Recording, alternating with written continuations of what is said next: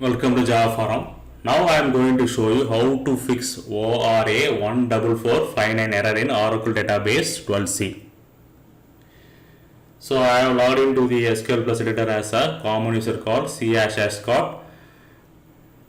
Make sure that you have enough permission to execute all the SQL queries. Okay, now what I am going to do, I am creating one temporary table. So this is the query for creating the temporary table. So let us see what is going to happen. Yes, so ORA-14459 missing global keyword. So while creating temporary table, we need a global keyword to create a temporary table. So create global temporary table tempo. So this is the correct SQL statement to create the temporary table. So now you can see that temporary table is created successfully. So this is the fix for ORA 14459 missing global keyword.